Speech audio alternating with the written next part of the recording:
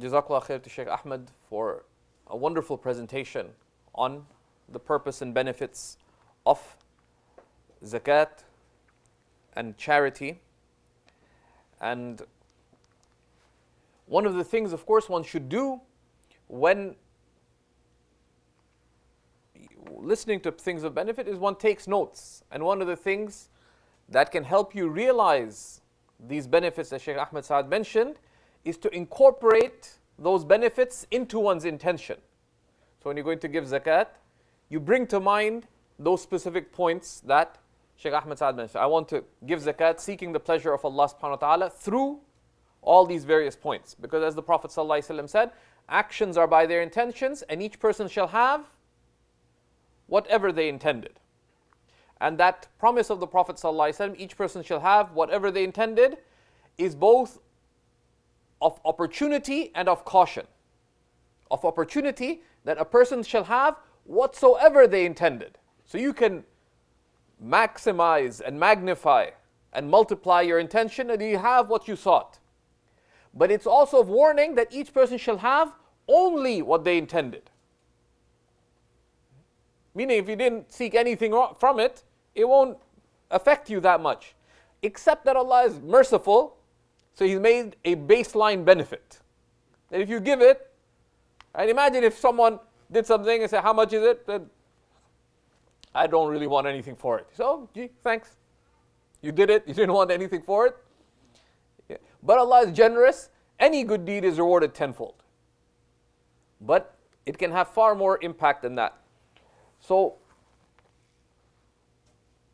before looking at the rules of zakat, there's just a few points that we wanted to touch upon. That, firstly, it's important to approach zakat knowing that there are two central purposes to zakat. Right? Allah subhanahu wa ta'ala commands the Messenger sallallahu alayhi wa sallam, خُذْ مِنْ أَمْوَالِهِمْ صَدَقَةً تُطَهِّرُهُمْ وَتُزَكِّيهِمْ بِهَا. Take from their wealth a charity, and this is the obligatory charity, zakat, that will purify them and that will increase them. It's from Surah At-Tawbah. This tells us about the two central benefits of zakat. Zakat purifies. Right? And it purifies most immediately the wealth, and it purifies the giver as well, in the ways Shaykh Ahmed described. But there's another aspect to it, which is the tazkiyah, to zakki him. Right? It has a spiritual increase, right? A spiritual refinement. And Shaykh Ahmed mentioned many of the aspects of that. So that's important to keep in mind.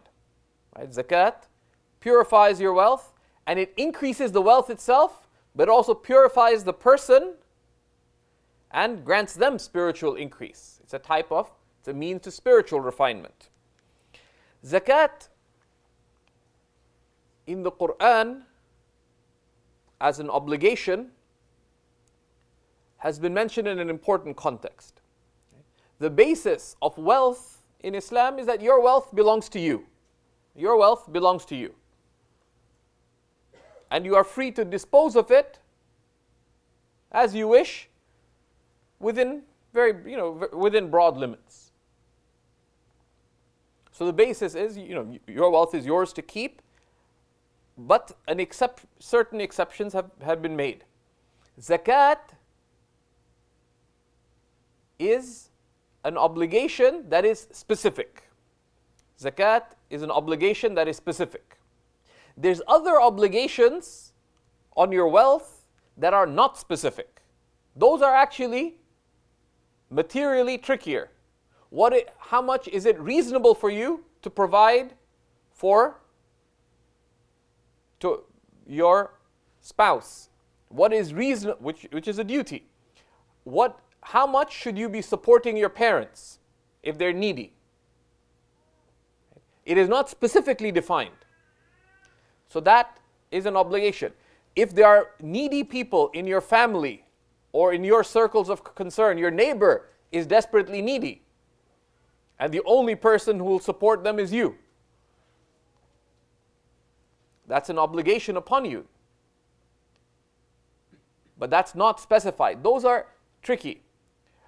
But zakat is a specific type of charity. And this is important to keep in mind when you look at the rules in Surah At-Tawbah, verse 60, Allah subhanahu wa ta'ala tells us, إِنَّمَا الصَّدَقَاتُ لِلْفُقَرَاءِ وَالْمَسَاكِينَ, to the end of the verse, that the charity, meaning the obligatory charity, is only given to the poor and the destitute, and those, the appointed zakat workers, وَالْعَامِلِينَ عَلَيْهَا وَالْمُؤَلَّفَةِ قُلُوبُهُم, and those whose hearts are to be reconciled, وَفِي الرِّقَابِ, and to free slaves, وَالْغَارِمِينَ, and those in debt, وَفِي سَبِيلِ اللَّهِ, and to those on the path of Allah, وَابْنِ السَّبِيلِ, and the traveler cut off from their wealth. Right? So these are specific categories. فَرِيضَةً مِّنَ اللَّهِ, a specified duty from Allah. وَاللَّهُ عَلِيمٌ حَكِيمٌ, and Allah is all-knowing and all-wise. From this verse, there's two things that are important to keep in mind as we come to look at the rules of zakat. One is, the verse makes clear that zakat is something that must be given. That must be given.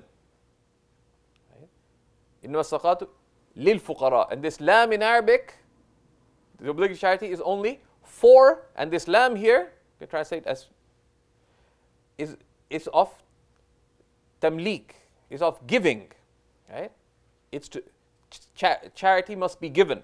Meaning that, let's say, for example, poor Zubair, he just spent all his money on a big investment, but then Uncle Jamil, impressed by the investment, said, you can marry my daughter as long as the nikah is this summer. But he just invested the money. So he won Uncle Jamil's favor, but now he can't pay the mahar. So it's like a win-lose situation. So he goes and asks the person who lent him the money to make the investment that, what do I do, and so on. And and the person says, look, I'll intend zakat, I'll waive your debt. Because he borrowed to make the investment, now he has to borrow again to pay the mahar. So the person who lent him the money to make the investment in the business says, I'll waive your debt. That'll help you. I can't help you the mahar, but I'll waive your debt. That's not sufficient. And we'll look at why. Zakat has to be given. That's number one. Secondly, zakat is only given to certain specific categories. And you can look in, and we'll talk briefly about what those categories are when we come to who's eligible to receive the zakat. But it is specific. It is specific. So you need to approach zakat with caution, because there are many people in our time who approach religion with lots of goodwill, but with little concern for the specifics of prophetic teachings. Right? So they say you can use zakat for pretty much anything. So they'll build mosques with zakat, they build wells, etc. Zakat is very specific. Zakat really is a charity for the poor. It's a charity for the poor. And broadly speaking, although there's some discussion in Islamic law about certain specifics, but the shared condition for the categories of zakat is that the person be legally poor. That the person be legally poor. And these are types of people who are actually or effectively legally poor. The faqr, poverty, is a shared characteristic. So that's important to keep in mind.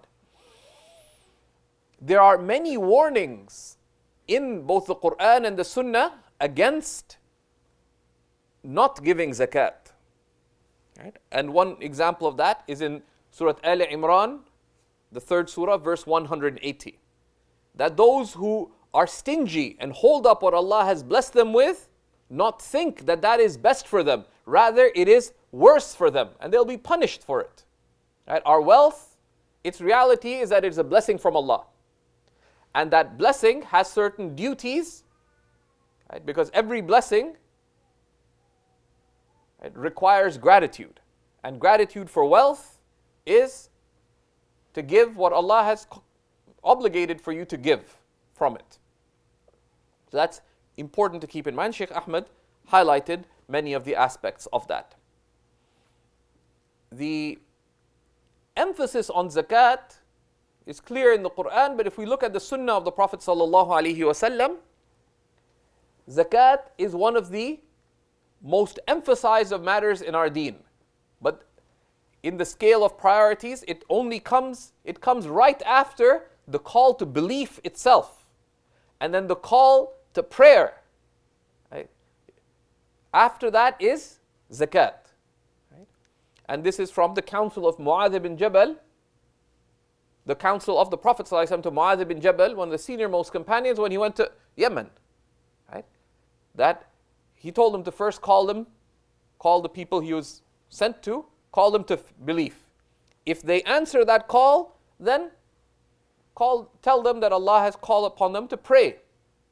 And if they answer that call, then let them know that Allah has made payment of zakat on their wealth obligatory upon them, taken from their wealthy and given to their poor. But this also, of course, tells us about the nature of our religion, that your faith in God entails a spiritual responsibility, which is that you turn to God in devotion, and the central devotion is prayer. But belief in God entails that you care for His creation. And the beginning of the expression of care for creation is zakat. That is the beginning of the expression of care. Right? So there are higher aims of zakat, right, that return to the purpose of the religion itself, the purpose of the Shariah, the purpose of divine guidance, which is the preservation of human benefit. For you to preserve benefit for yourself, right? Because your wealth is not from you, it is from Allah. So you're preserving your own benefit, and you're preventing harm from yourself before you benefit others and prevent harm from others. That wealth, if you understand the wealth is from Allah as a gift, you have a duty to ensure its benefit. And zakat is a key to that. And to prevent harm from yourself, spiritually in the next life, but also in worldly terms, to get rid of stinginess and excessive attachment to wealth, etc. But also, it has other degrees of benefit that the Sharia has come to preserve. Right? There's the individual benefit, but also benefit in relations. Also benefit in society, to preserve encompassing global benefit. Right? Because zakat, where do you begin? Who is most deserving of your zakat? The people who are most immediately related to you, besides those who are considered to have shared interests with you. As we'll see, right? So you can't give zakat to your parents or your spouse, with some difference with the Shafi'is, correct? Or your children. And there are immediate benefits that it preserves and long-term benefits. Right? There's material benefits, but also spiritual benefits to it. And when one gives, one should look at all these things. One should look at all these considerations. And there's adab of charity, but when even outside of zakat, when you give in charity, you should look, because charity is not just with your payment of money, right? Or giving more broadly, not just charity, but giving. Right? That if you're attached to certain things, one of the adab to do with it is to give of the things that you're attached to. Allah subhanahu wa ta'ala tells us in the Qur'an, لَن تَنَالُوا الْبِرَّ حَتَّى تُنْفِقُوا مِمَّا تُحِبُّونَ. You will not attain righteousness, birr, or you will not attain virtue until you give of what you love. So if you have a tech itch, like some of us are disposed to have, then give. So you got yourself a really nice new mic, give it to someone else. Or just buy it for someone else, instead of buying it for yourself. And actually they say, you'll even at a personal level, you'll grow to enjoy someone else benefiting from it more than you do yourself. Though you do give it for a higher purpose, which is for the sake of Allah. So these higher aims are realized both through zakat and charity, but also broader giving.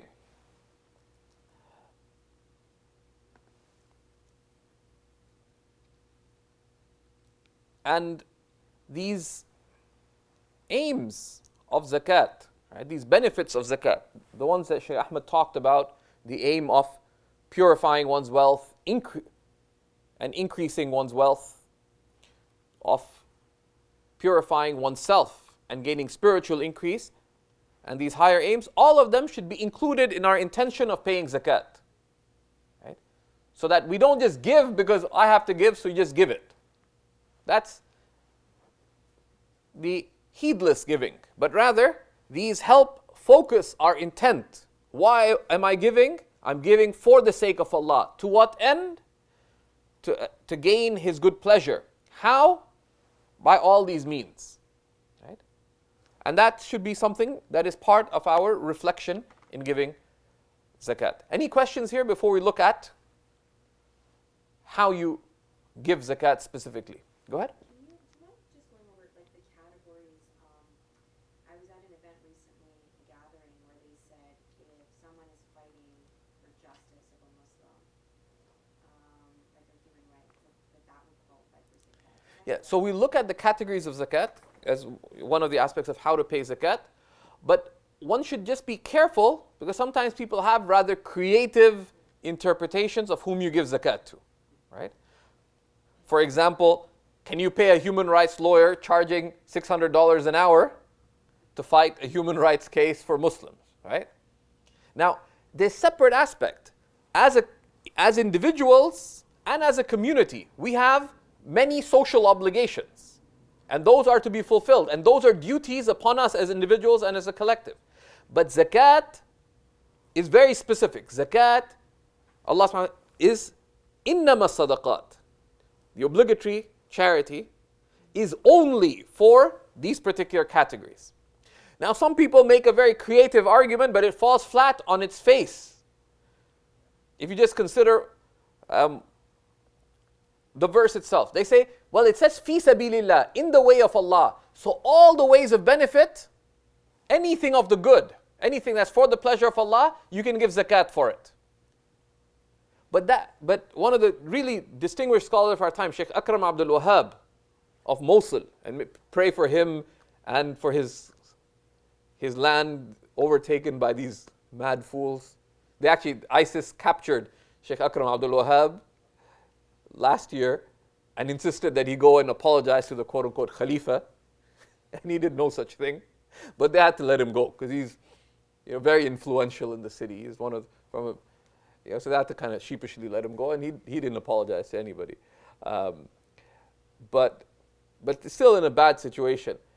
He said, look, just imagine someone says, you can only give your wealth in these ways, and one of the categories in which you can only give your wealth is in anything. Does that make any sense?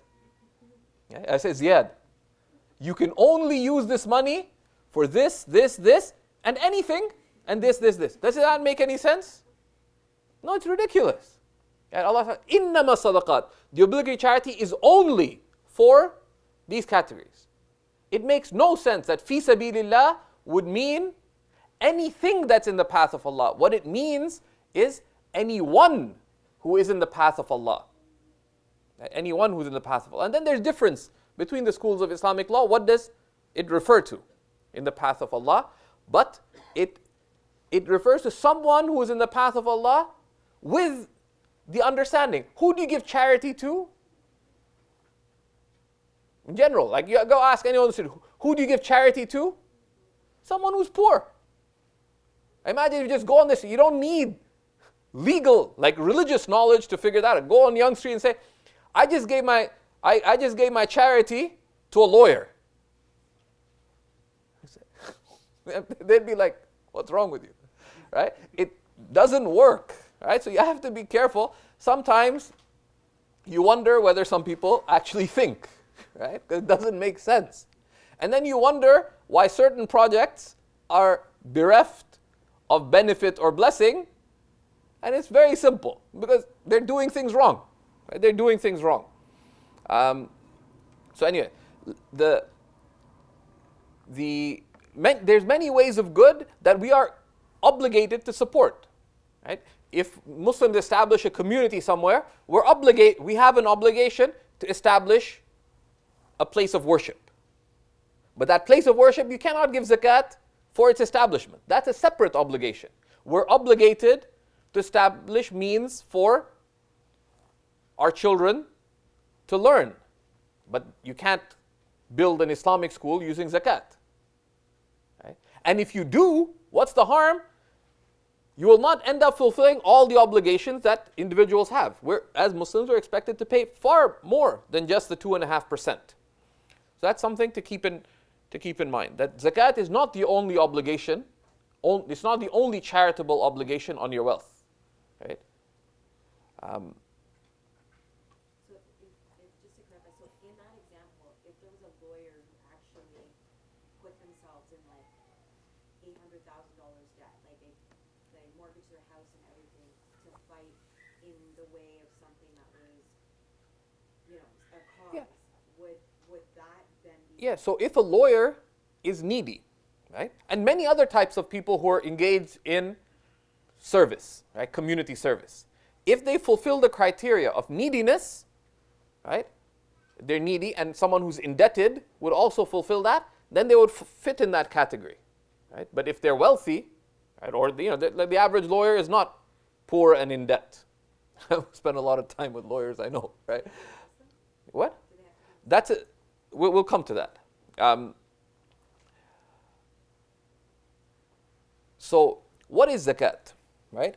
The ulama mention a basic principle that's important just to keep in mind about anything that one studies or learns. And our deen is one of knowledge. The Prophet ﷺ said, إِنَّمَا بُعِثْتُ مُعَلِّمًا, I was only sent as a teacher.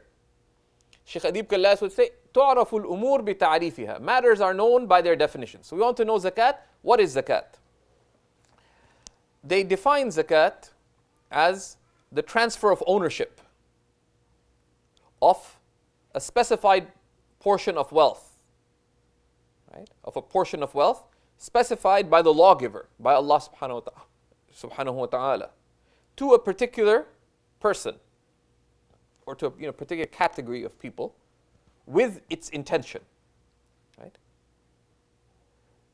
So we'll look at this definition formally, that there's a number of parts to it. The first is that it is a transfer of ownership, right? It's a transfer of ownership. So zakat needs to be given. But it can be given in many ways, right? It's not just giving money. You could do it in other ways as well. And we'll look at that. Of specified wealth, zakat is only due on certain matters. Why? Because that's what Allah subhanahu wa ta'ala has specified. Right? That's what Allah subhanahu wa ta'ala has specified. So for example, some people say, and people like asking questions, right? They say, how come I have to pay zakat on my gold but not on my diamonds? I say, if you want to pay zakat on your diamonds, go ahead. Allah did not make it obligatory upon you. So I don't want to do that. Then why are you asking? Right? So part of it's out of mercy. Part of it's out of mercy. And also, because, and if you don't get it, in the verse on the obligation of zakat, Allah subhanahu wa ta'ala says that He is Alimun Hakim. He's all-knowing and wise. There's a wisdom in it. People like asking, how come I don't have to pay zakat? How does it make sense that Muslims don't have to pay zakat on their houses? Okay, go ahead, pay zakat on your $500,000 home every year. How can't do that? Why are you asking the question, right? So there's mercy. There's only on specific categories of wealth. And zakat, the basis of it is that it is given to a poor Muslim, right? It is given to a poor Muslim.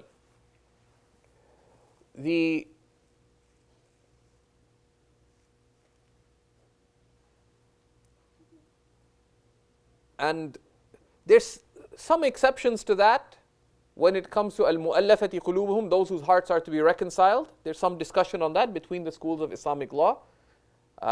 The Hanafi said that those whose hearts are to be reconciled, that's a matter that was only during the time of the Prophet ﷺ, and that it was abrogated. And there, although it's considered an ongoing category, according to some of the other schools of Islamic law, but the general basis of zakat is that it's given to a poor Muslim, right? And because zakat is given within our own community, and the basis is that faith communities, faith in any tradition, calls one to give in charity, right? So each community is expected to take care of its poor immediately.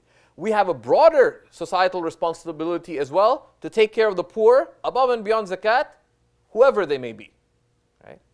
Whether, and particularly in our circles of concern. And that's something that Muslims have always taken very seriously. Who is not Hashimi, who is not from the prophetic family, without benefit returning to the one who gives the zakat. Meaning, and that has a few implications that we'll see. So the employer can't, if Amr hires me to work in his media company, he can't delay paying me my salary and say, okay, now you're poor, so I'm going to pay your salary using my zakat. I'm working for him. So that doesn't work. You can't give it to immediate family. And we look at the categories. For the sake of Allah, zakat is an act of worship. Right? Zakat is an act of worship, and it requires intention. Right? It requires intention. For validity, but normally you would only give it having intention, but you need to have in mind that you're giving zakat. Because the default is, if you gave money, is the default that you're giving zakat? No. So you need to intend specifically that it is zakat. So there's broadly these 6 aspects to zakat. We're going to touch upon each of these just to expand it, and if you have questions regarding it, we'll look at these.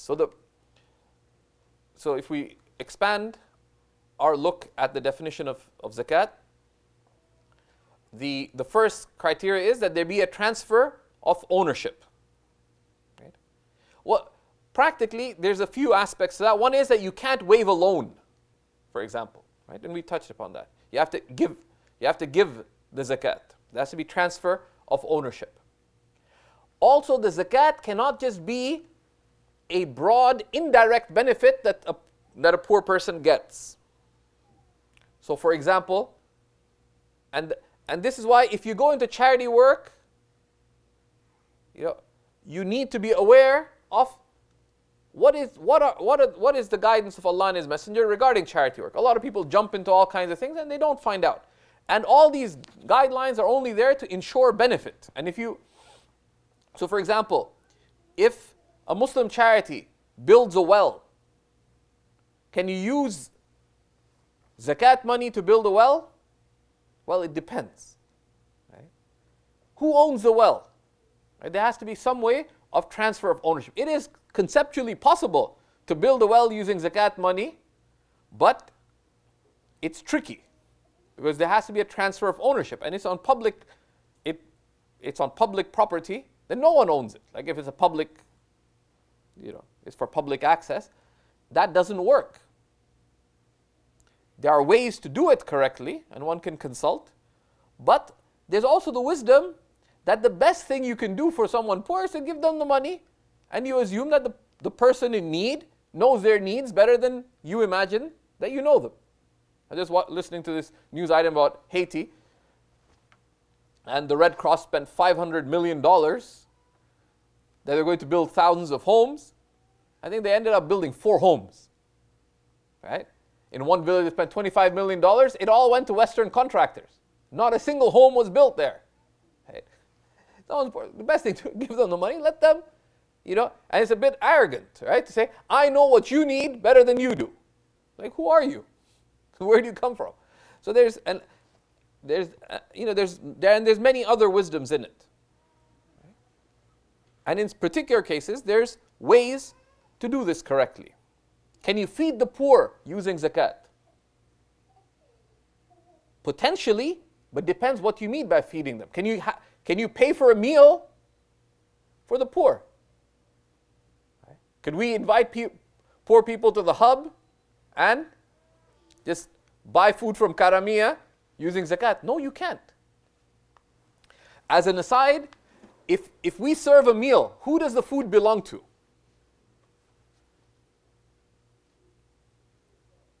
Right? So let's say tonight we have an iftar here at the hub, everyone's welcome.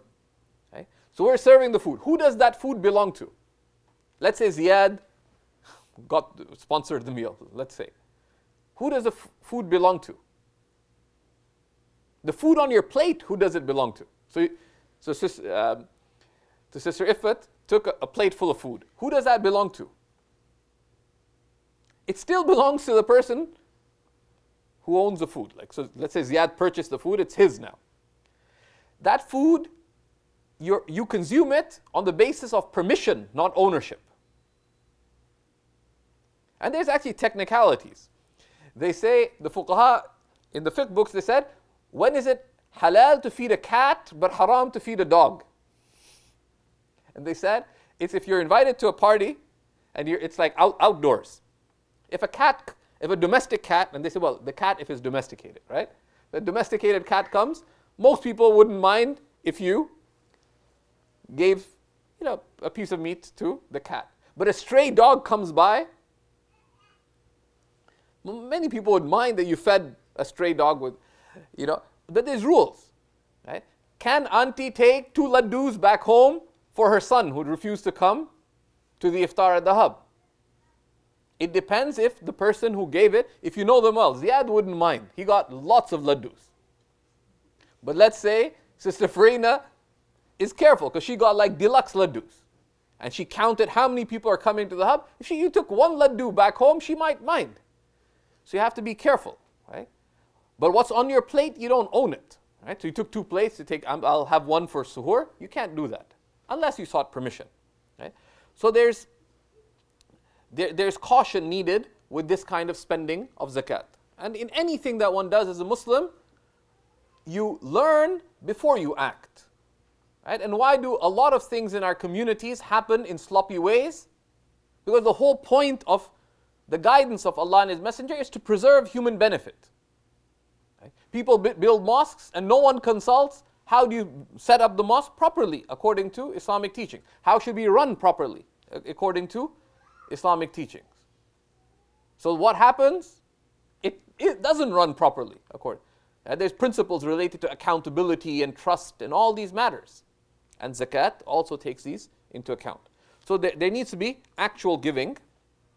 And in complex cases, one should consult. Zakat must be given to a poor Muslim, right? So in general, there's some specific exception. Zakat's given to an individual, can't just be given to a general cause. They need to be legally poor and Muslim. And we look at what is considered legal poverty when it comes to zakat. Right? With the important caveat that we have other societal obligations. Right? If there's poverty in the area you live in, right, then it is a collective obligation to those who live in that area to take care of that poor person. And if other people won't and you're able to, then you have an obligation. Right? But of course, that obligation is general. You have to do something about some of the societal needs that are out there. You have to have concern for all the needs, and you need to be doing something about some of the needs to the best of your ability. Right?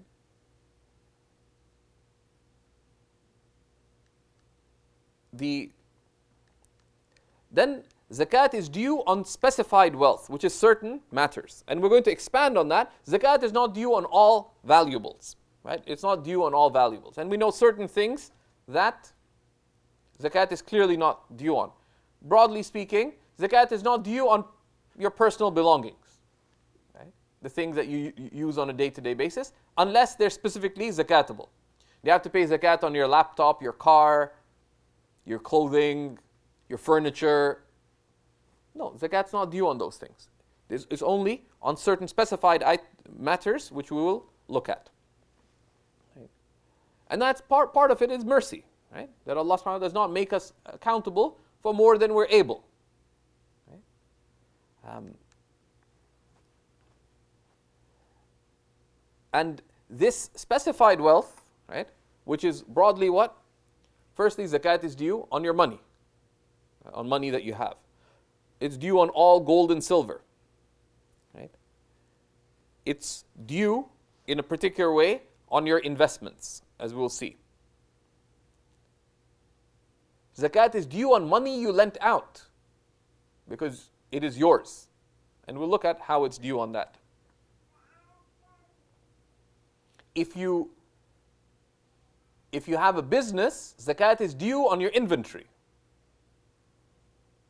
Right? Zakat is due on your trade goods, the things that you have specifically for sale, which actually encourages good business practices. So you don't keep a large inventory because you're going to pay zakat on it. And zakat's also due on cattle and certain agricultural produce. If you have 1,000 horses on the Mongolian steppes and 10,000 head of sheep, ask specifically about that. We're not going to cover that. Someone sent a complicated question. They'd inherited this number of horses and this number of sheep and this number of cows and camels, and mentioned what kind of camel. I didn't know what it meant. I just asked them, are you serious? Because the calculation takes some time. I wasn't going to answer it unless they really needed the answer. And they said they did because they're originally from a certain part of Mongolia. It's a real case. I actually checked the IP, and and it was. So I gave it to someone else to calculate. I don't like numbers. So, and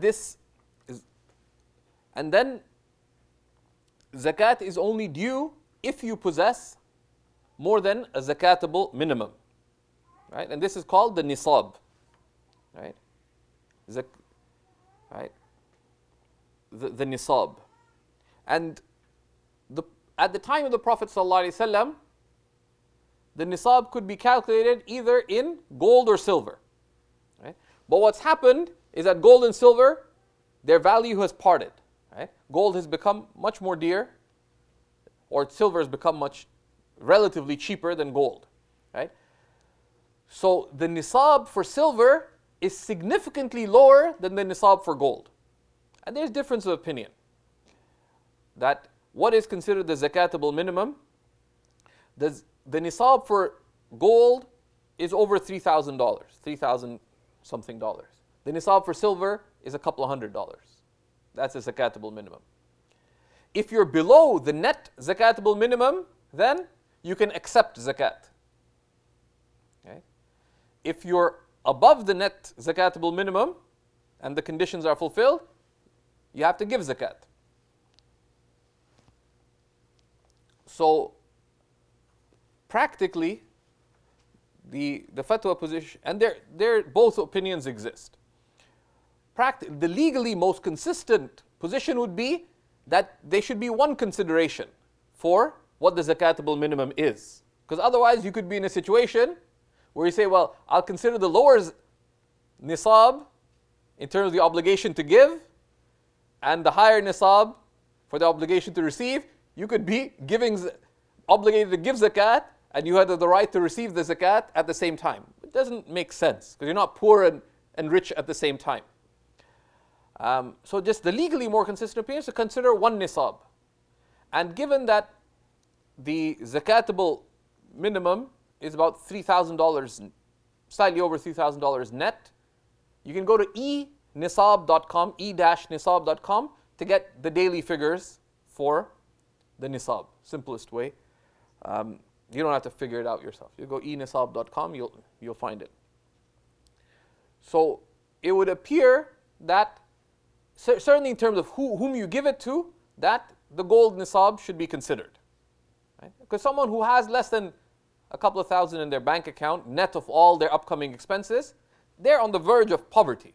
Right? That's much realer than saying someone has $400 net of that month's expenses. Right? So there's a concept of the zakatable minimum. Right? Zakat is due once you possess the zakatable minimum. And a year passes, and this is called the hawl, the zakat year. But when it comes to zakatable minimum, two matters are deducted from it. Two matters are deducted from it. The first is your upcoming debts. Your upcoming debts. So the fuqaha have divided debts into two types.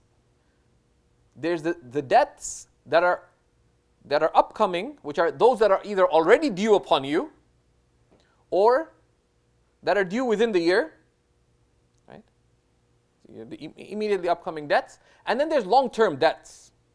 Right? Someone has a mortgage, and you're going to be paying for the house over 20 years. It's very like it would be considered that anyone who's bought a house or a car that never has to pay zakat. Would that make sense? Would you consider that person to be legally poor? No. Right? So what would you deduct from that? By default, you should deduct the upcoming payment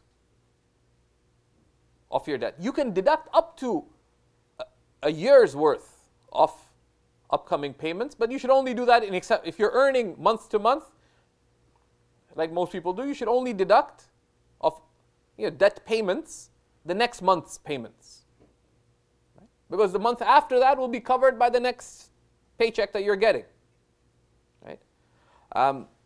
So the zakatable minimum, you deduct from it two matters: your debts, right? And what you deduct of it? The debts that are already due. So Zubair got, he finally convinced Sayyid Ahmed Munawwar that, please lend me $5,000. I need to marry Zubaydah. He says, okay, but I need it by July 1st. You took it, and the whole thing's due. So you can deduct that, because that's immediately due. Other things, the upcoming payment. And go ahead. Is there a bright line on the time horizon between short-term and long-term debt? Yeah, so anything that's due past a year, right, is considered long-term. Right? Now, of long-term debts, if you would only consider the upcoming payment, right? The payment that's immediately. And the best thing is just to consider the payments that are due upon you within the month. Other debts, but if you know you have to pay, $10,000 in student, in fees by August 20th, for example, you could deduct that, because it's a known upcoming expense. But unless it'll adversely affect you, it's better not to. It's better not to. And zakat is a spot concept, right? Zakat, and there's difference of opinion with some of the schools, but to give zakat according to certain other schools, and I won't mention which, you need to be an accountant in modern times, because in some schools, if you want to practice your accounting skills, you're more than welcome to, because every stream of zakat, every stream of wealth has its own zakat period and due date. And that's if you can pull off software to calculate that, may God bless your soul. But certainly in the Hanafi school, zakat is due on a certain date. What you have of zakatable wealth on that date, that's what you have to pay. So you said, is that with the year concept or with the Yeah. year concept? So once you own the zakatable minimum, the net zakatable minimum, your zakat year starts. A year, so let's say the 1st of Rajab, you own the net zakatable minimum. So your zakat year starts. The next year, on that day, your zakat would be due on you. Then if you own a zakatable minimum, once a year has passed, you pay zakat. If you own less than that, you don't. Now it doesn't mean it's haram for you to give. Let's say you own slightly less than the zakatable minimum, but you still want to give zakat, that's considered to be, it's charity, right? No harm in charity, but don't feel obligated for it, right? It's not an obligation. You want to give it, you'll be rewarded for it, right? a poor person if they want, a legally poor person, can still give in charity if they want, as long as it doesn't vitiate other responsibilities. So in your example, if that year passed and then you are now the first of, like when you were paying zakat, if say 5 days before that due date, you got like a big, say a huge amount. Say Or minutes before that. Let's say your zakat is due, right? Your zakat is due, because you only, let's say Zubair, when he was turned 18, his dad very dramatically at 12:01 a.m. says, "Beta, here is $100,000. But, of course, the adab of giving to children, even when they're young adults, is you only give them to the extent of their tested capacity to use the wealth properly. Right? In some schools, a child can sue their parents. Right? Because let's say a child was left a bequest by their grandparents of $5 million. The parent said, okay, you've hit puberty now. Here is your $10 million. So 14-year-old boy goes and blows the money. Okay. That would be considered to be the parent being irresponsible with the child's wealth. Right? Rather, the right thing to do is you give them the money in small amounts until they reach rushd, right? They reach right judgment. You know that now they can use their, they know how to use their wealth. In court, in different times, they may set a certain time, because in court it may be like whatever, 18 is considered now. You're considered to be fully adult, not just basically adult, right? So, but that's a separate matter. Right? But they say the child could sue their parent in that. But let's say, so Zubair blows the whole money. And the father says, I'm not giving you any more. But his birthday is coming up again. So 5 minutes before midnight, his aunt, Auntie Jamila, comes and says, poor Zubair, doesn't have any money. Everyone in their family, let's say, discusses how much zakat they've given, and poor Zubair will not give zakat. So 5 minutes before midnight, Auntie Jamila gives him $1 million. Okay. If he took possession of it before his zakat's due on the whole amount. It's like a spot concept. And normally you can't calculate that exactly, but broadly speaking, doesn't matter when you acquired it. Of course, the opposite's also true. If you gave away all your wealth before the zakat's due, you don't have to pay zakat. But you're only harming yourself if you play legal tricks. And thankfully, legal tricks are hard to play. One of my friends, he was a budding jurist. Alhamdulillah, I got him banned later from teaching. I went to his sheikh and told him, look, this is what your student's doing when he's teaching the deen. Could you ban him from teaching? And he banned him from teaching. I was kind of happy. But one of the things he did before I was convinced that this person should not be teaching the religion of Allah or the guidance of the Prophet ﷺ, he came to me because he believed that you have to give zakat immediately. But for some reason he couldn't. And his wife had an extraordinary amount of gold and silver jewelry. Extraordinary. Like I don't know what she was doing with that jewelry. Especially because we're living in a conservative Muslim society at the time in the Middle East. But anyways, but for some reason he owned his wife's jewelry, which is weird. Like he gave it to her, but in writing he wrote, I saw the deed, that I have given you this jewelry to wear as long as you are my wife. They're no longer married.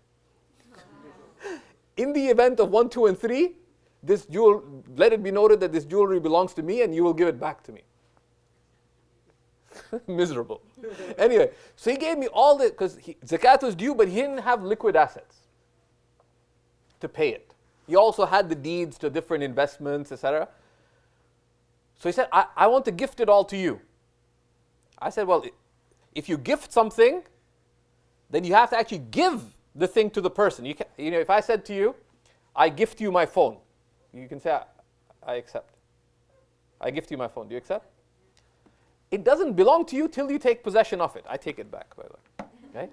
Right? Because a gift is a weak type of ownership transfer because you're not giving anything for it. So it has to be, so there's rules. So you don't, and thankfully it's hard to play tricks. And I'm not going to teach you how to do it because they say playing tricks with your zakat to avoid the obligation of zakat in the normal case is sinful. In the normal case it's sinful. Right? Because you're trying to cheat God and you're harming yourself because you're missing out on an obligatory act. So don't play tricks. Of course, I told him that if I take possession of this, I can do anything that I want with the things you've gifted me. So I didn't tell my wife because she would have been stressed out. But I owned like several $100,000 worth of jewelry. I stuck it behind the sofa. My wife had just cleaned behind the sofa like a few days before, so it wasn't going to be cleaned for a little while. And then he came and took it. I said, what if I took some? He said, I'll beat you up. I said, I'll take you to court because you don't have a right to do that. But anyways, don't play tricks with zakat because you're only cheating yourself. So that's the idea of the zakatable minimum. The other aspect of the definition is that it cannot be given to someone from the family of the Prophet ﷺ. Right? Someone who's a descendant of the family of the Prophet ﷺ, you cannot give zakat to them. Right? However, one of the responsibilities of a Muslim community or a Muslim ruler would be to ensure that poor members of the prophetic family are to be taken care of. Sayyidina Abu Bakr as-Siddiq radiallahu ta'ala said, and that this tradition is related by Bukhari in a chapter heading, because it's not a hadith of the Prophet ﷺ, but Sayyidina Abu Bakr as-Siddiq said, "Raqibu Muhammadan fi ali baytihi." Be mindful of Muhammad in his household. So that's a separate duty upon the ummah, and there's certain categories of government, of public funds that are supposed to be set aside to ensure that members of the prophetic family are not needy. But they're not supposed to accept zakat. Right? Because part of the dignity of being of the descendants of the Prophet ﷺ, as the Prophet ﷺ mentioned in many hadiths, is that the Prophet ﷺ could not accept even charity. He could accept gifts, but not charity. But zakat specifically is not permitted for the family of the Prophet ﷺ. The exception to that is in a situation where there are no other ways to take care of those who are needy from the prophetic family. Right? And in that case, a lot of the jurists have made an exception. But they say the adab of doing that is you don't tell them it is zakat. And in certain cases, you can deny that some funds are zakat if the person, even if they're not from the family of the Prophet ﷺ, if the person is deserving, but they wouldn't accept it. So sometimes there's people who out of their own dignified restraint would not accept zakat, they wouldn't even accept charity. You're allowed to deny that it is charity, and just say it's just a gift. Because they may be in desperate need, but a lot of people have this thing, we don't accept charity, but they're in a very bad situation, which can cause many other problems as well. It can cause trouble in their family, etc. Any questions here?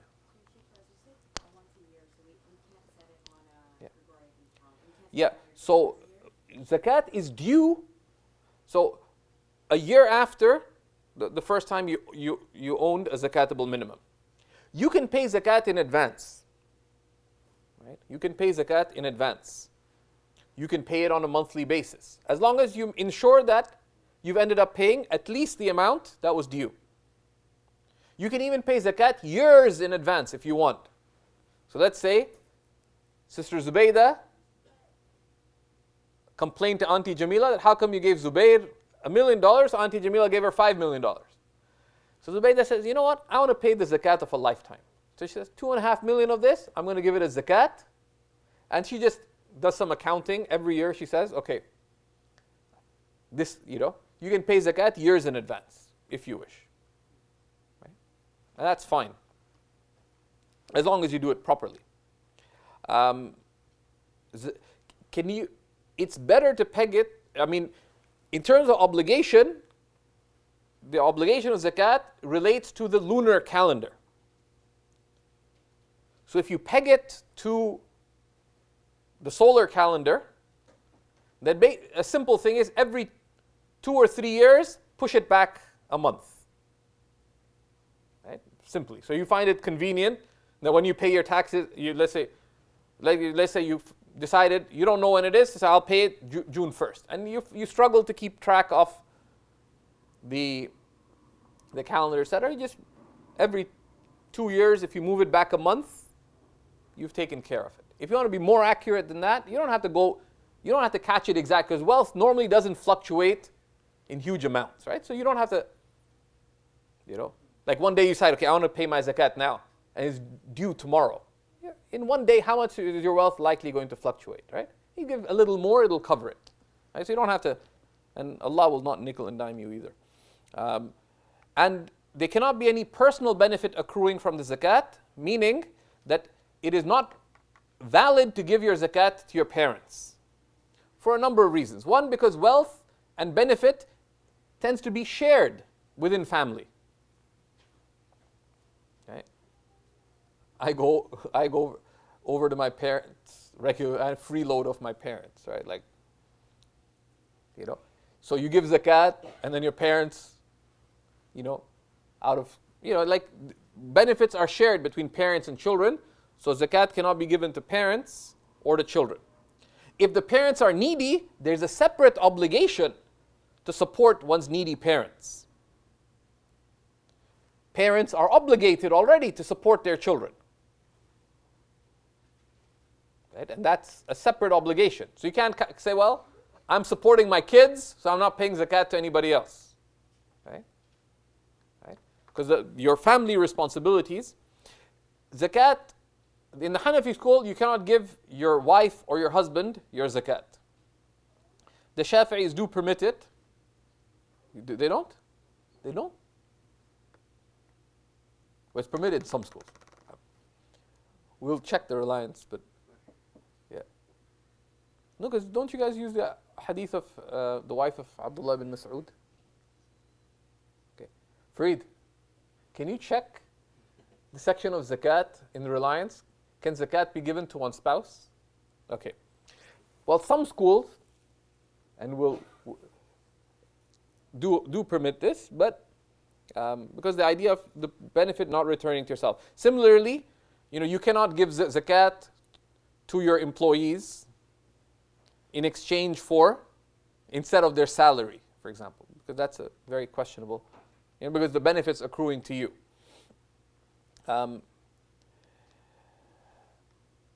And then the final aspect of the payment of zakat is that zakat requires intention. Right? Zakat is not a tax. Right? Zakat is not a tax. It's an act of worship. Why do you give it? You give it not as a burden, but rather as an act of worship, seeking Allah subhanahu wa ta'ala, seeking His pleasure, seeking His reward, seeking His acceptance, seeking His favor, seeking His closeness, right? And one should not treat it as a burden, but as an opportunity. So, the default in charity, the default in acts of worship is you make the intention at the time of the action. But with zakat, there is leeway in when you make the intention. You can make the intention for zakat at 3 levels.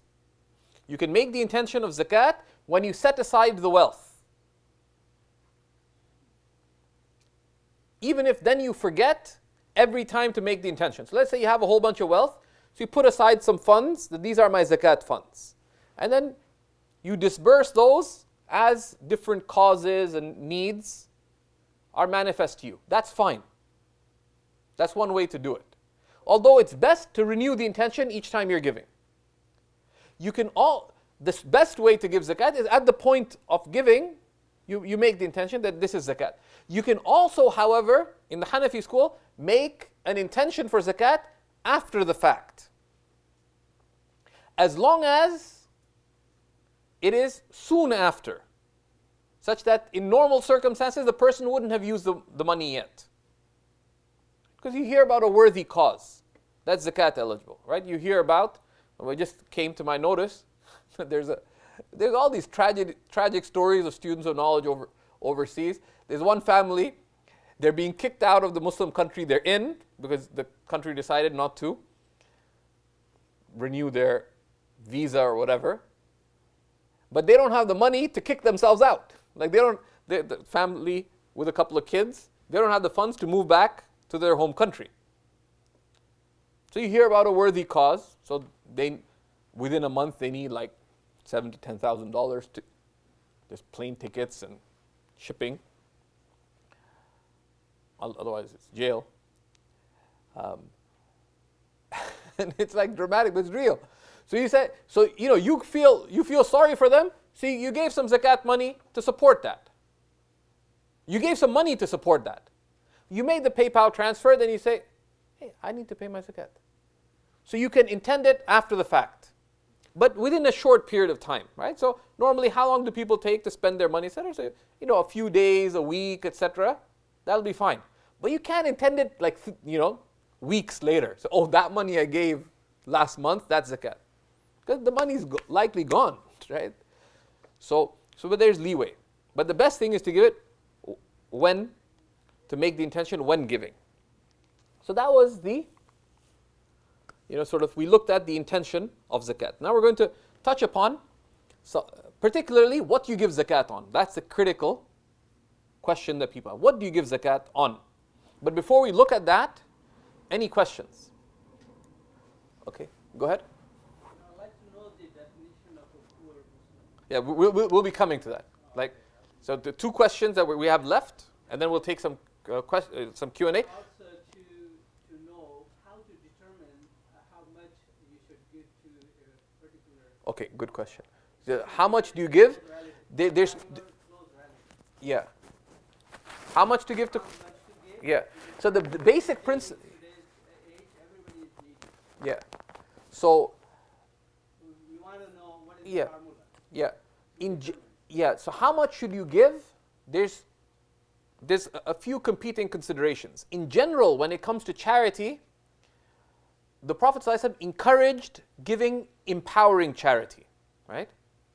Meaning that you give in a way that frees the person from need, right? Whether, if you're able to, you give a person an amount that would free, the Prophet ﷺ said, أَغْنُوهُمْ عَنِ الْمَسْأَلَةِ. Right? And that has a particular context, which is with respect to sadaqat al-fitr, for example, right? Zakat al-fitr, right? So how you give and when you give, when able to, if someone's in crippling debt, etc., the best charity you can give is a charity that empowers a person to no longer be needy, right? How that works depends on circumstances, right? Sometimes it may be by giving the person not what is their immediate need, but that which will be a means to them being freed of need. So let's say someone has poor relatives. So one of my uncles, what he does is that he directs most of his charity to educate the children of his employees. Right? And he said that, so that that empowers them, so they won't be needy. So it breaks a cycle of neediness, right? So that's superior. Like, he wants to be generous with his employees, but instead of paying them really high salaries, what he does, he pays them a decent salary, but it's a condition in his factories that anyone who works, this is in Pakistan, anyone who works in his factory, within X period of time, they have to become literate. They have to learn how to read and write. And then to progress, they have to be learning some skills. So pretty much everyone in management in his company, besides his own family, have been educated at his expense. And many of them go off and start their own businesses. I've convinced at least 6 or 8 people who worked for him to start their own businesses, to quit. Said, you already know how to read and write, why don't you start your own business? And they get happy with that. He'll actually give them money to start their own business. 3 of his drivers, I thought I'd be in trouble. I convinced them to start their own fruit stands, tela. But actually, my uncle went and he paid for the stand. But that's superior, right? Because that empowers, right? How that works out depends on situation, right? That depends on situation. Go ahead. If you're expecting a payment by a wire transfer or something like that, are you considered to own it when it was sent or when it Okay, no.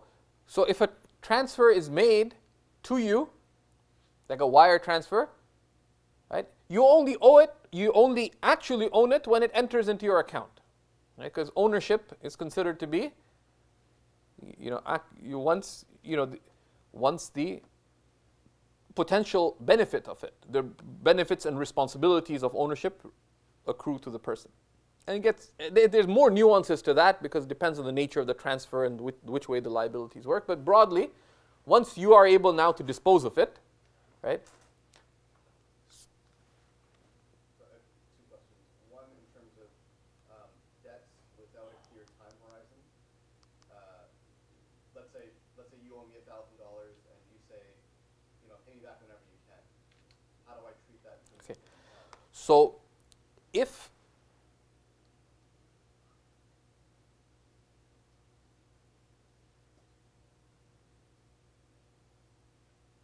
you lent me money. Well, you lent me money. Okay. So And you said, pay me back whenever you want.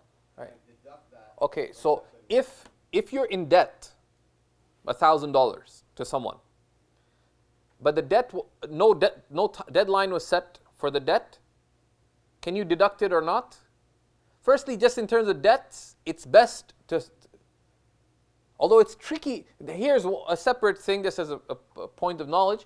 There's certain things that legally it is problematic to set a timeline for debts, right? For pure debt, legally, there's issues with it. But practically, not doing so is very harmful.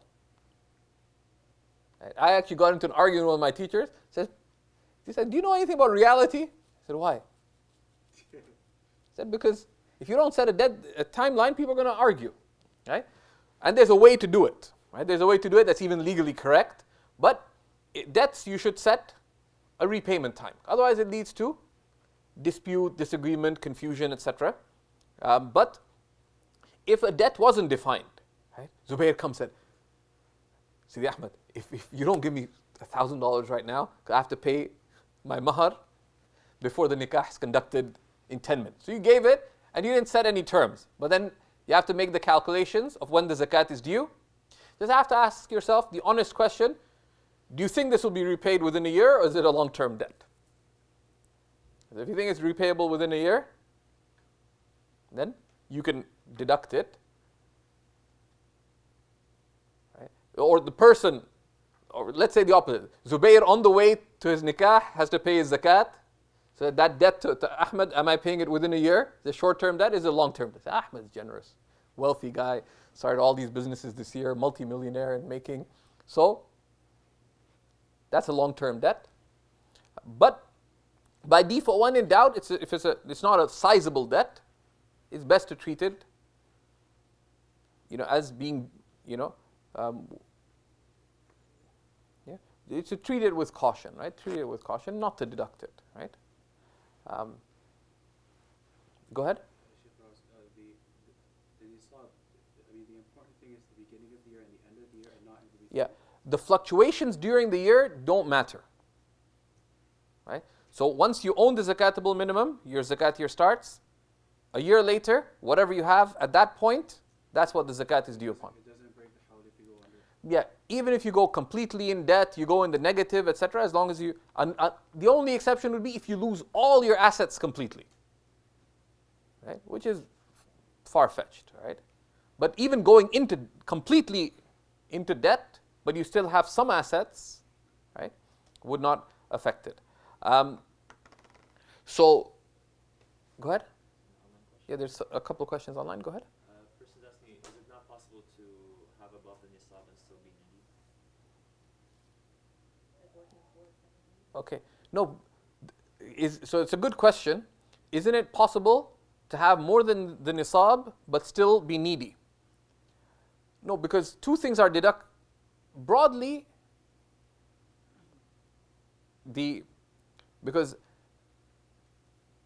the person who is needy is someone who does not possess the zakatable minimum, which is about just under $4,000. Above and beyond the debts, and above and beyond their immediate expenses. The immediate expense would be the expenses of a month. So your rent, all the expenses that are for the upcoming month, they're not considered. They're not considered from your possession. Right?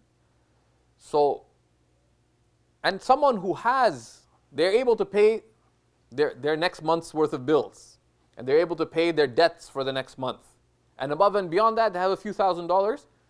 They're not legally poor. Things could be tight, etc. But if you're able to pay the debts that are already due upon you, and the debts that are upcoming, the expenses, the monthly expenses that are upcoming, then you're not. You may have other circumstances. And if there are other expenses that are upcoming within the year that are significant, right, you could consider them in your zakat calculation. So for example, let's say you're in a place where I have a couple of friends who live in countries where they don't have medical insurance, for example. So they know that they have their child has this big operation coming up. A date is set. It's not just she might have this operation. It'll cost this much. So you can deduct that to determine zakat eligibility. Or let's say you could be a student. Right? Let's say you're planning to go to some professional faculty. You work all summer, etc. You save a whole bunch of money. But you may have $10,000, $15,000, $20,000. But in 2 months' time, you have to pay a huge amount for your university. Right? So you may have tens of thousands of dollars, but whether it's debts or upcoming expenses, could more than cover that. Right? And professional debts but it is superior to give. You could be legally poor but not needy. Right? The legally poor person, the faqir, is someone who does not possess the zakatable minimum. It is superior not to give it to a poor person, but to give it to a miskin. A miskin is someone who cannot make ends meet. So a poor person is someone who things are tight for them. And it's praiseworthy to get them out of that. It's stressful to be, just barely getting by. But it's superior to give it to the miskin, the needy person. Right? The needy person is the one who can't make ends meet. Right? Like what Shaykh Ahmed mentioned, his father, would pick out people, like they may be working a job, but they have a shortfall, right? For whatever reason. So, go ahead. Yeah. So you have to verify that the person is poor. Broadly, you can take someone. There's two separate things, right? One is when they ask you, and the other is when you make a judgment. When someone asks you, you can go by their word. In general, and this is one of the bad, it's good to verify things, but there's a time to verify and there's a time not to. And not to pick on it, but many mosques do a terrible job with this. Because the Prophet ﷺ said, if someone comes to you asking, give to them even if they're riding a horse. And back then, a horse is like a luxury car. Right? Like, the average person would walk. Right? They take public transport. Right? The public transport was walking. And if you have a little more, you would have a donkey. That was like a little compact car, beaten up car. Right? If you owned a little more, you have a mule. Right? Sturdier, stronger, kind of could carry more. If you're wealthy, you'd own a horse. So someone comes riding a horse, and they say, I'm in need. Don't dispute that, right? But then you distinguish between those you assist a little and those you choose to direct your charity to, right? Which is where you give those who are clearly needy or clearly deserving, etc.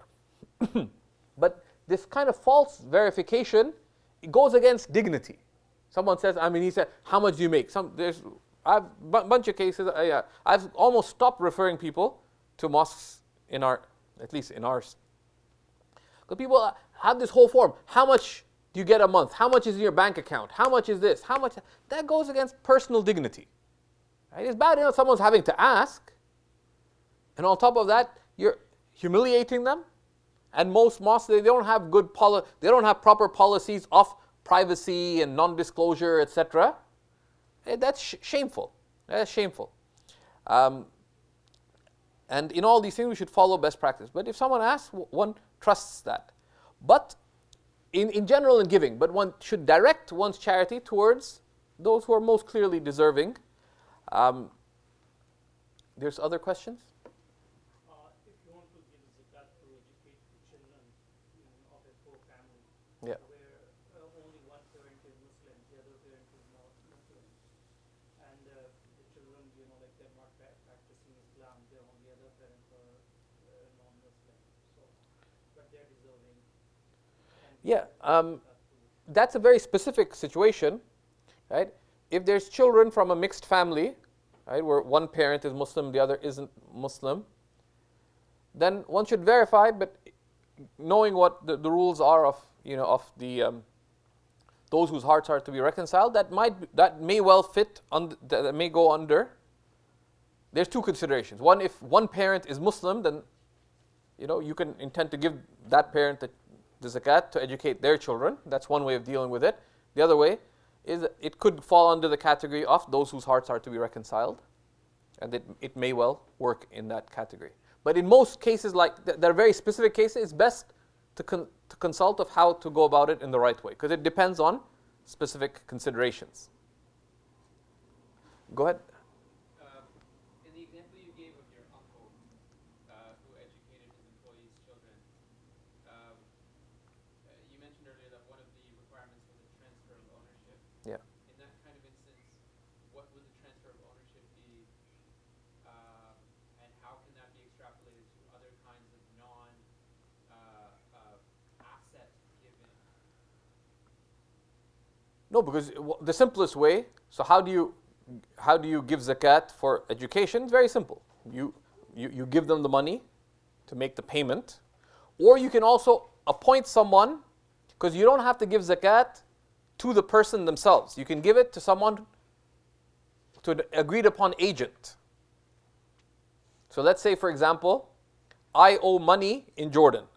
Let's say $10,000. Right? So I could appoint someone in Jordan to act as my agent, and Sidi Ahmed could pay zakat to my agent who's taking it on my behalf. Right? So there's ways. This is why it's best there's a lot of flexibility in the laws. So you want to make sure, because if you give the money to an 18-year-old, they may run off and marry Zubaydah or something, or do something crazy. But you want to make sure that they're directing it to the education. You could agree that, okay, we're going to appoint your cousin Salma to act as your agent, to accept zakat on your behalf and do this. And you could give that to a trusted third party to accept zakat on behalf of the eligible person, and to make that payment, that, for example, for education. Does the agent have to be Muslim? The agent doesn't have to be a Muslim. No. Does not have to be Muslim. No. Just in marriage.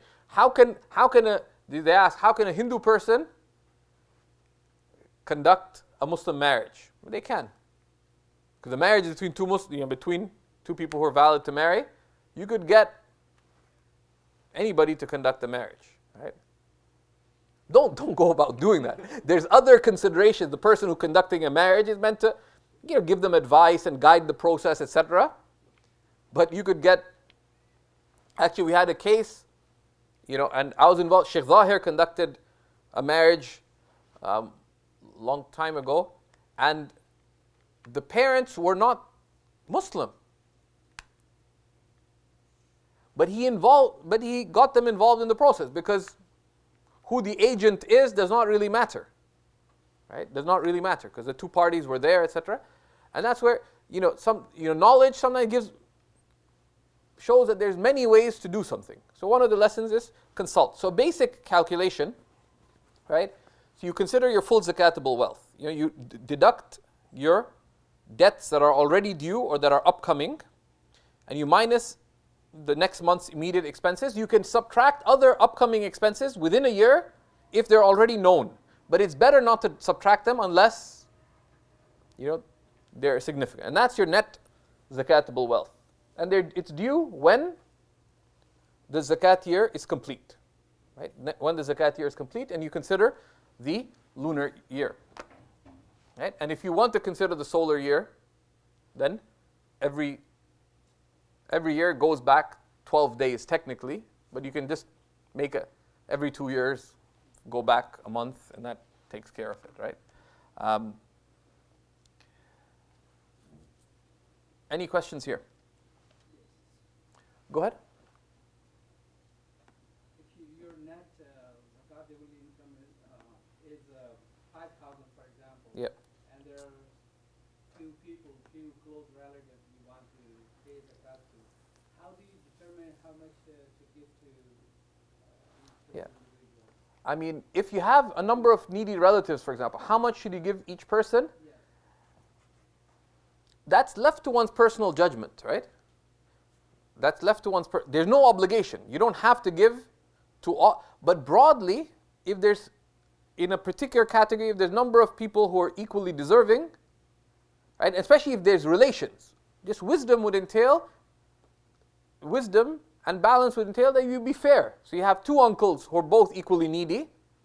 You give each one equitably, which may entail giving one slightly more than the other because one is in more need than the other. But you'd spread it out, because if you only give to one needy uncle and not the other, then that might cause some ill feeling. But you don't have to give to both. You could just give to one because you want to free one person of need and you're hopeful other members of the family. But you could be indirectly equitable, right? How? And this is one of the sunnahs of giving, is not just to give oneself, but to encourage others to give. So let's say you know a whole number of relatives. Let's say there's a catastrophe or something. A whole bunch of people that you know are eligible. So you say, okay, our family is going to support this family, right? Because you want to make a meaningful contribution, right? So they help them rebuild their home, etc. But then you encourage other members of the family to also give. And that's sometimes very effective, right? Because if you say, well, I'm giving $100 each to 100 families, they probably can't do very much with $100. But you say, we're sponsoring one family to rebuild, let's say, from a crisis, etc. And it's a neglected sunnah of charity to encourage other people to give as well. Right? Because if you're giving something that's considered substantial to one, but you tell your brother that, by the way, I'm doing this, why don't you do that too? And people want to support in a substantial way. So that's something to also consider. Go ahead. One person's asking that they were told that they don't have to pay zakat because they're still a student and they're accumulating debt, but they're saying that I'm 24 and also when does it become compulsory? Zakat is, the debt that you discount is the zakat that's immediately due, right? It gets tricky with student loans, right? That there's some discussion on that. If you have prohibited loans, and I'm not commenting on whether you can take interest-based student loans or not, I'm not commenting on that, but if you have a prohibited debt, then you should expedite paying that. If you get into a payment plan, so you've now graduated and you're repaying, then you would consider the amount that you're repaying, right? But if you're a wealthy student, you have to pay zakat, right? There's no student exemption, right? The debt that a student has would be considered like any other debt. If it's a long-term debt, you wouldn't exempt it. If it's a long-term debt that now you have immediate payments for it, you deduct the upcoming immediate payment. Unless you're going to expedite it. Unless you say, okay, I'm working full tilt to pay all of this off before I do anything. And that's one of the things to do with it. If one finds oneself in debt, the sunnah would entail that one cuts down on one's expenses and expedites repaying of the debt. Because there's a lot in the sunnah against the accumulation of debt. Okay, so we're just going to look at just what is zakat due on, and we'll take questions on that just to finish off. So I'm going to take 10 minutes. So zakat is due on all money that you have, right? Whatever form it's in, like whether it's cash on hand, in a bank account, etc. Zakat is due on all gold and silver that you possess, whatever form you possess it in. Right? But it's due on the weight value of the gold and silver. And if you go to enisab.com, you can see the current and past values of both gold and silver. It's a pretty remarkable site. And that's straightforward. Zakat is due on investments in a certain way, and we'll look at that shortly. Right? It's also due on investments in a certain way. So if you have investments, you need to find out. Now, one thing that is tricky, and there are other opinions, and if you find it difficult, seek a fatwa from a trusted source. But from what is considered your money is money that you save, right? Including in different types of retirement funds. Right? Zakat is due on that, but on retirement funds, the zakat is due for every year, but is only payable when you have access to the money, as you access the money. Right? And that's part of the redistributive function of zakat. Right? Actually, one of the arguments made, that's a funny argument, because that one of the reasons, according to this secular Turkish economist who hates Islam, that the West accumulated the wealth, had the Industrial Revolution rather than Muslims, is because Islam does not facilitate excessive accumulation of wealth. And multinationals only, and large investments only arise when there's great accumulation of wealth. The oldest child does not inherit all the money of the father. Right? It gets split. Properties land gets split because all assets are distributed. Right? Similarly, zakat makes it difficult to just accumulate huge amounts of wealth.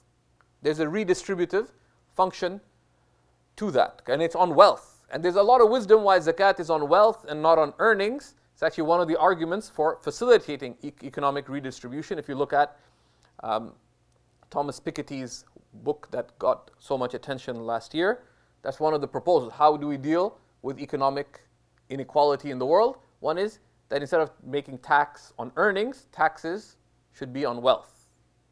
Right? You could charge much less in taxes on wealth rather than earnings, and it'd be much closer to economic justice. Right? So there's that aspect to it. It hurts, but it's meant to. Right? It hurts because it's healing. So there's zakat on investments. We'll just touch upon briefly. On trade goods, on the market value of the trade goods. There's a number of ways you can do the accounting of that, but the goods, once they're ready for sale, right? They're ready for sale, zakat is due on them. So if you start a book, you have a bookstore. The books that you own for sale, zakat is due on them. So if you're smart, you'd get your books on consignment because you don't own them, right? If you and in those specific cases, practically what you should do, right, is you should take the time to learn how to do it right once, right? And that's something that'll save you from a lot of hassle. Anything that you're going to do, verify it the first time, so you make sure you're doing it right, and consult. And then, if new issues arise, confirm those new issues. So you have new circumstances. So before you had trade goods, but now you also have investments. Find out the first one, am I paying it right? Then you have clarity. It'll give you confidence. New issues arise, ask about those, and then you'll be walking on solid ground. So there's just two things. There's one thing we're going to expand upon, which is how do you pay zakat on, for example, investments in stocks. But we'll go ahead. For trade goods, is it on the retail value or the cost of? Yeah, there's a number of ways you could value your trade goods, right? But the balanced position is to do it at at the present market value of the item, right? You could also do it on the likely price you're going to sell. There's a number of ways you could account for it, and there's ways you could account for it for less than that. In some industries, there's a lot of items that remain unsold, etc. There's ways you can deal with that, right? For gold, I always thought the exception was gold that you wear. Yeah. So gold. So in the Hanafi school, zakat is due on all gold and silver that you own by its weight value. The Shafi'is make an exception of What's available to one? yeah what you wear, right? Yeah, what you can wear, right? Like Sorry, what you can wear is excluded. yeah, not necessarily regularly, right? Even the things that you might just wear, for example, on occasions, right? So you could exclude that personal jewelry, but to pay zakat on it is superior because it's more beneficial to the poor and needy, and you're rewarded more for zakat than you are for charity. Zakat isn't due on anything else, right? So you don't pay zakat on jewelry other than gold and silver. You don't pay zakat on property or land that you own, but you do pay zakat on any earnings from that land, right? You don't pay zakat, broadly speaking, on personal belongings, right? So you got this big ivory trunk. You regretted it after because it wasn't ethical ivory. So you covered it up, but you feel guilty because it's worth $75,000. But you don't have to pay zakat on it. If you sold it, then that will be considered with your earnings. There are two questions. So, practically speaking, since a lot of jewelry has stones and everything in it, when you weigh that, how do you actually weigh the gold? You just go to a jeweler, because usually people have a certain amount of jewelry. You go to a jeweler and say, "What could you estimate the gold? You could make an estimation yourself. What's the weight value of the gold in this?" If one goes to a jeweler, and Muslim jewelers are quite used to doing this, right? You just go once, you get it estimated. And you don't want to take all your jewelry, but you take a few representative pieces to get an idea, right? Because you could take a scale and put the weight of the gold on yourself, but Yeah. there's diamonds and other things in there. Yeah. Skews the Yeah. So when the general principle is when you cannot be certain, then you make an estimate. Okay? You make an estimate. So can I clarify another question? Go ahead. You said that zakat is not due on the house that you live in. Yeah. So let's just say you have two individuals, and the first one, saves up, buys a house, and they have, I don't know, 500,000 in their house, and they don't pay zakat on that. And then someone else is saving up to buy a house, so maybe they're at like a $200,000 mark. They don't have the house yet, but they're saving to buy the house. In that second instance, that second person is going to have to pay zakat on the cash, whereas the first person is not, right? Because it's already in the house. Yes. Yeah. So zakat is due on savings, right? Even if they're set aside for a need, like for example, you're saving up to buy a house. But if you own a house, you don't pay zakat on it, right? If someone has properties, right? They have properties.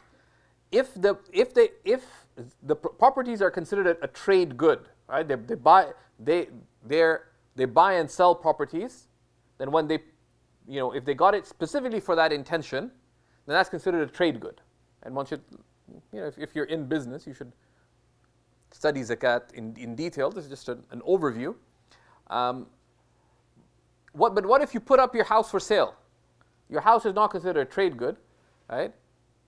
Because even if you think you bought a second property, hoping that you bought a house in Caledon, because you think in 20 years, prices there are going to increase. But that's not a trade good. That's just something that you own. When you put it up for sale, then it will be considered a trade good, and zakat would be due on a yearly basis. Isn't that house for the second house an investment? No. The Caledon house is an investment? No, that's just considered a personal belonging, right? Because you could use it for many things. You could get a second house, and if you rent, if you just keep a house, you're not renting it out, that's a bit strange, right? If you do rent it out, you have to pay money on the earnings from it, right?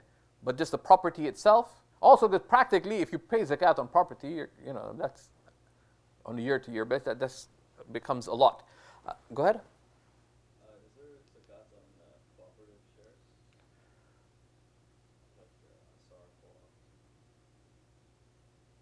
Like That's a broad, because a cooperative could be in housing shares.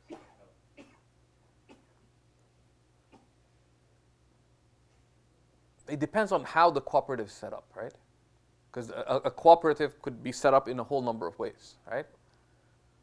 I don't know the specifics of how an Ansar co-op works, but just conceptually, a cooperative could be set up in many different ways, right? And what the cooperative relates to, right? Because there's cooperative insurance schemes, right? There's cooperative ownership schemes, but a cooperative ownership scheme can be in a number of ways, right? Because in some places, even in North America, there's cooperative schemes where everyone pools in together in a cooperative to buy land, to build a whole complex of houses, etc. And then, or they could be a cooperative scheme where, on an individual basis, like as people in this, one by one, they acquire a house through it.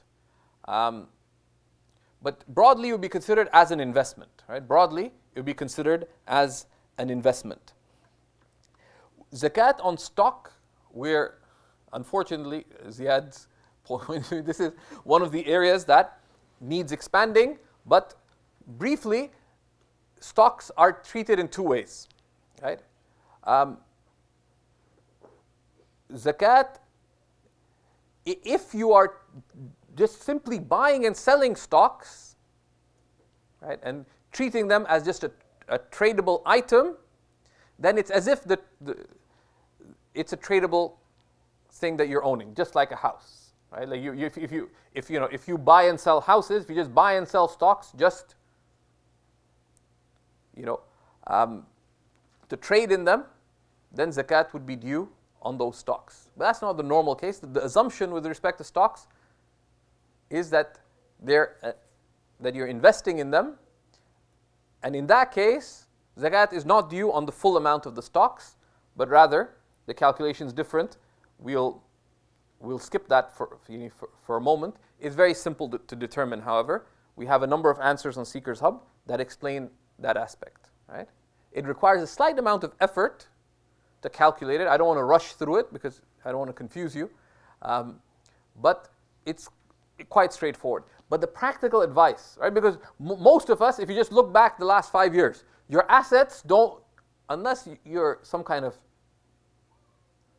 entrepreneur, your assets year to year don't completely change, right? Your inflows of wealth don't completely change year to year. So a very practical thing that we can close with, that just safeguards our deen and also our practical life. Don't hesitate to consult, right? And even in worldly matters, it's smart.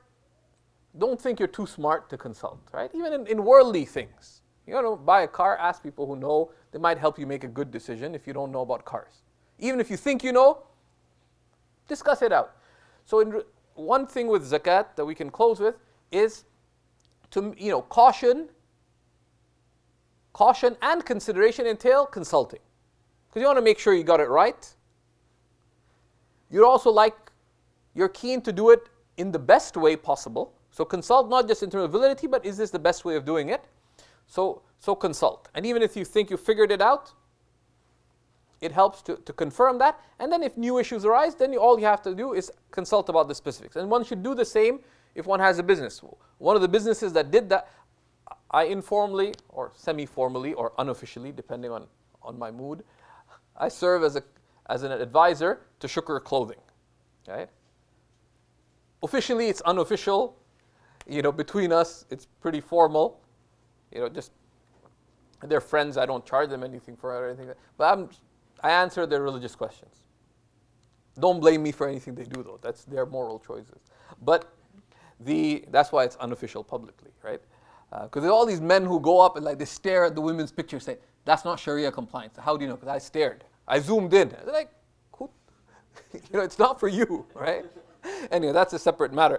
But I used to be so annoyed. Like when they're starting the company, the months before they're starting the company, they consulted about every single contract and agreement. After all, like, leave me alone. Now, 10 years in, 12 years into the company, they may not send a question all year.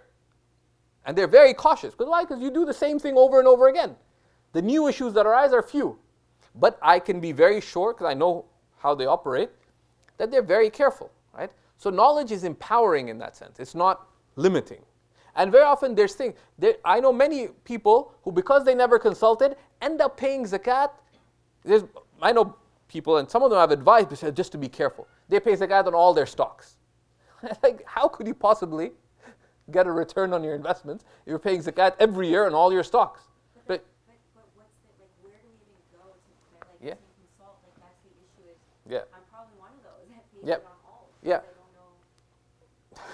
Yeah. No, but that's where, I mean, one of the assumptions, right, is that in any Muslim community, it is a communal obligation for us, in any Muslim community, for there to be the scholars and the people of knowledge who know these matters. And not just the scholars and the people of knowledge, but also the professionals, right?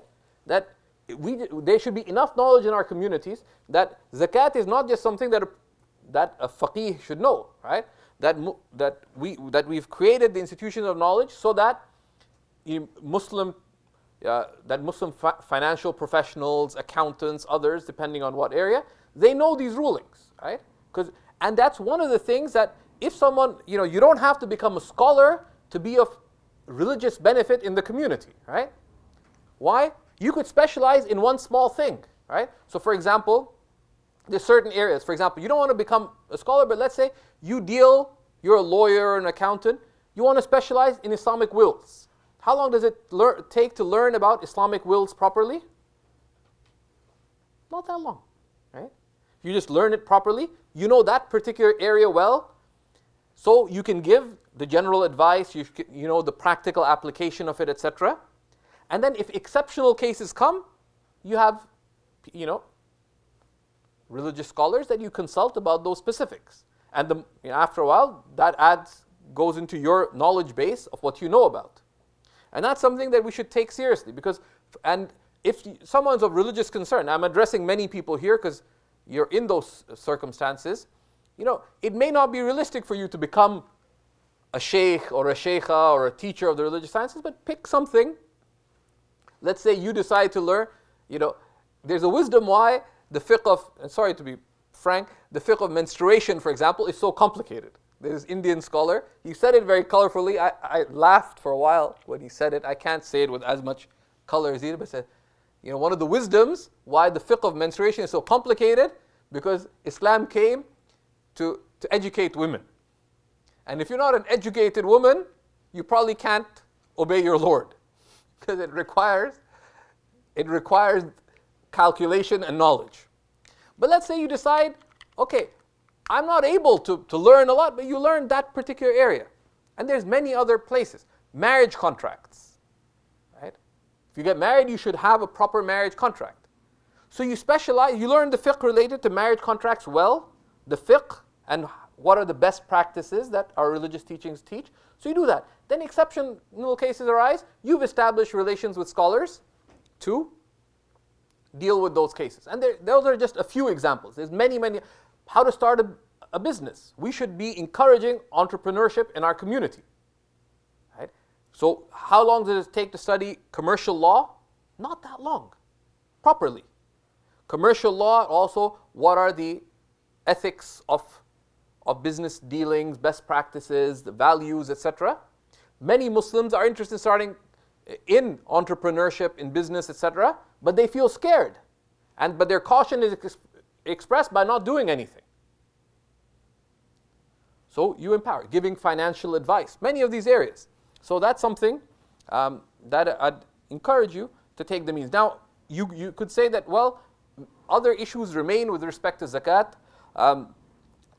If you have questions, feel free to submit your questions through Seekers Hub. We have an answer service on seekershub.org, and we'll come to them. in Ramadan, everyone gets religious in Ramadan. So we're getting a deluge of questions. So be patient with us, because we also participate in Ramadan like you do. And so our teachers are like, it's crazy. Like every day, I look at the question, like, right? But ask, but just be patient with us with the questions. Also on Seekers, we offer a number of, there's a course on money matters. We cover zakat in that. You'll find it of benefit. There's a number of resources on Seekers on how to give zakat as well. That will be of help, bi'idhnillahi ta'ala. We're going to take 2 questions and then close. Go ahead. Let's say if we go and give zakat to some institution like ITRF, they give some tax receipt. So is that tax receipt like is Okay. okay to take? Is it will it be part Okay, so if one gives zakat to an institution, I'm not commenting on any institution. I don't know the charity that you're talking about specifically. Just make sure that they direct their zakats soundly. And you cannot assume that that's the default. If you gave zakat in the past, and I've asked senior scholars about, if you gave your zakat in the past to an Islamic organization, believing that they would disperse it properly, but they don't, you're not held accountable for that with respect to past practice. So you don't have to repay zakat, right? If they followed, right, and then the onus of responsibility is upon them, right, with respect to past. But for present and future conduct, verify that the charities that you're giving to are trustworthy in how they disperse their zakat. And just be careful. There's a lot of sloppy practices in our community. One mosque in the GTA, I won't mention which, admitted to me that they hadn't given out zakat for 5 years. They have a few $100,000 in zakat they haven't given out to. Same mosque, I know because I've seen their zakat disbursement policy. You have to disclose more to them than you do to the government. I know because I don't disclose very much. You don't have to disclose very much of your personal finances to the government. You have to fill in certain blanks. Here you have to state, why do you need this much money? Explain. Like, none of your business, right? So be careful, right? Be careful, right? Okay, so the tax receipt,